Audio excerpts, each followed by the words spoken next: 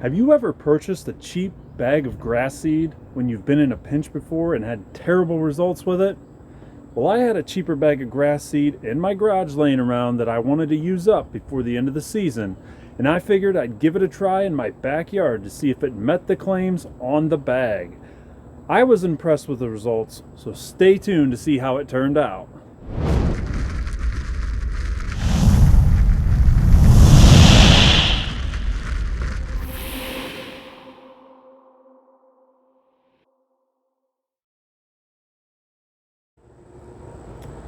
So historically, this back area of my lawn behind my pine trees has always been my problem spot. So I've always had issues back here, whether it be with moles, with creeping Charlie, which I eradicated earlier this spring. Check out my video up in the corner on that, on how I got rid of it. I did that in preparation earlier a few months ago, knowing that I wanted to try to seed this year and fill it in a little bit. Had a bunch of bare spots. And just wanted to fill this in. My kids play back here. It's a nice little area. Just could never get grass growing back here. It's shaded a lot of the time, but the number one issue back here is right there. It's that big walnut tree. So every fall, walnuts will rain down from the tree, coat the grass all over the lawn back here. It's a pain trying to pick them up. So I could never really overseed back here. I would always have to oversee the rest of the lawn, could never get back here. So this year I got a jump on it, tried it in the summer, tried out this Scott's Rapid seed to see how it worked. Now this is a sunshade seed mix, and I picked this up pretty cheap at the local Lowe's last fall, just never got around to using it. Wanted to use it up this year instead of just throwing it in the trash and throwing my money down the drain.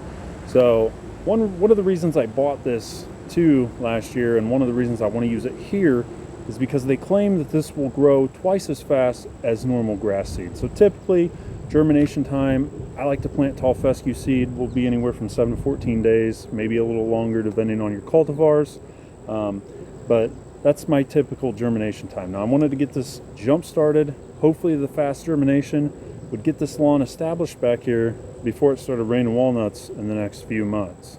Now this bag of seed is going to be 68% seed, various varieties. I'll link the picture up here so you can kind of see it. Various varieties of seeds. Now nothing fancy in this seed bag. It does have a little bit of weed seed, a little bit of other crop seed. So this isn't something I'd want to use out in my showpiece part of the yard. This is just kind of in the back area where I need to get grass growing fast. So I wouldn't recommend it out in a nice area of the lawn. This is more meant for patching or spots that you don't really care much about. Now the bag is 68% seed, like I said, 31.75% inert matter. So what that inert matter is it's going to be a starter fertilizer that they put in the seed. It's a 1300 according to the bag, with a slow release urea nitrogen that's going to feed that grass slowly and help it establish and grow and germinate. Now this seed also has a fungicide coating on it. It's a fungicide called mefenanaxum. I don't know if I said that right. I probably butchered it, never heard of it before. But they do coat the seed in the fungicide with a thought that you're going to be watering it constantly, so it's always a good thought to put fungicide down. Now usually if I put a seed down without fungicide, I will spray fungicide at the time of seeding. If you have questions about fungicides, I'll link some of my fungicide videos either up in the corner or down in the description for you to check out. But it's always a good idea, with as much water as you're going to be putting down on new grass seed, that you have some sort of fungicide coating on the seed, or you apply your own fungicide coating at the time of seeding. Now I've seen people in the past say that they dread overseeding or planting grass. I've never had an issue with planting grass, and there's a reason why. The most overlooked step in planting grass is skimping on the prep work. So in this video, I'm also going to show you 5 easy steps on having a successful overseed in the fall. So let's get at it. Step number 1 is to mow low. Now get your mower, drop it down to, I usually like to go to about the 2nd or 3rd lowest setting. I don't want to completely scalp everything off, but kind of depending on your mower, drop it low. If you need to go lower, do it in increments, but mow low. You want to either bag your clippings or discharge them off of the area you're going to seed. Now this is a small area. I discharged them off of this area, so I didn't screw around with bagging. But if you're doing a larger area, make sure you're bagging your clippings, getting all that grass up off of the soil and out of the lawn, so you can get better seed contact with the soil.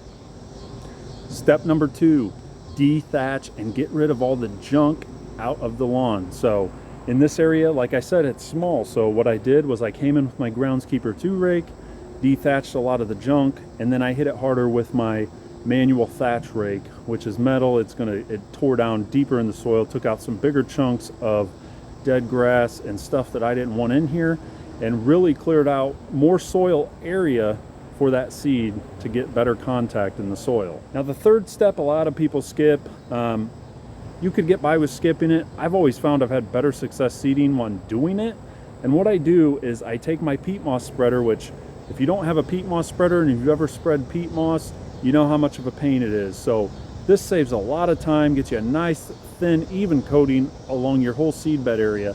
I load this up, put a nice thin layer across the entire seed bed where I want to plant before seeding. That's the key. So you want to get a nice little layer over that dirt, rake it in a little bit, mix it up before applying any seed. Now I found that this makes me very successful in germination, as opposed to when I didn't do this step in the past. Step number 4 is to spread your seed with a quality spreader and follow the instructions on the bag. Now every bag of grass seed will tell you how many pounds per 1,000 square feet to put down for an overseed job or for a new seed job. So make sure you're weighing that grass out.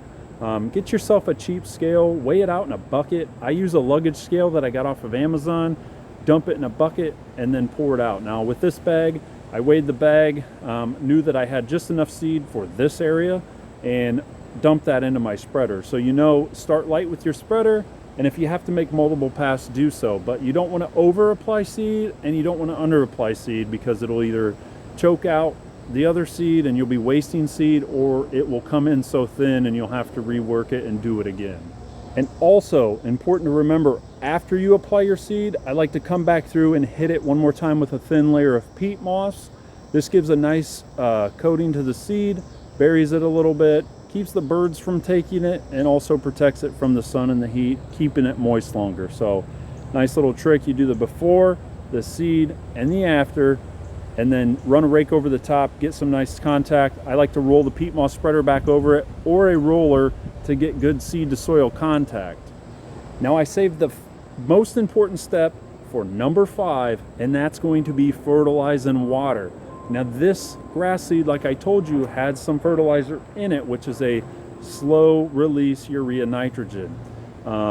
Usually I like to apply a starter fertilizer, which I did at this time. Since that was just a slow release nitrogen, I did apply a starter fertilizer, green pop from Next Fertilizer, a 1621-2 formulation. I'll link that below if you want to check it out. I love this starter fertilizer when seeding, mainly because it drives phosphorus. So that phosphorus number is high. You want that root establishment when you're seeding to get those roots established. Now I also coupled this with a dose of RGS that I had from Next Fertilizer.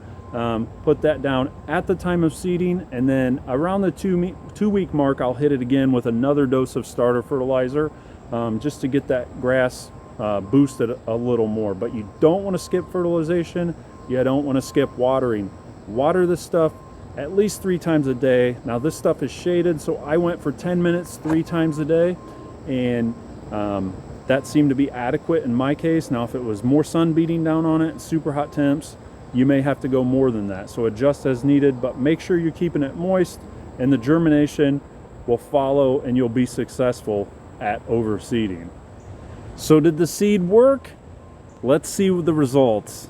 So you can kind of see here the before, after I finished prepping the seed and did the initial watering. This was planted on July 29th.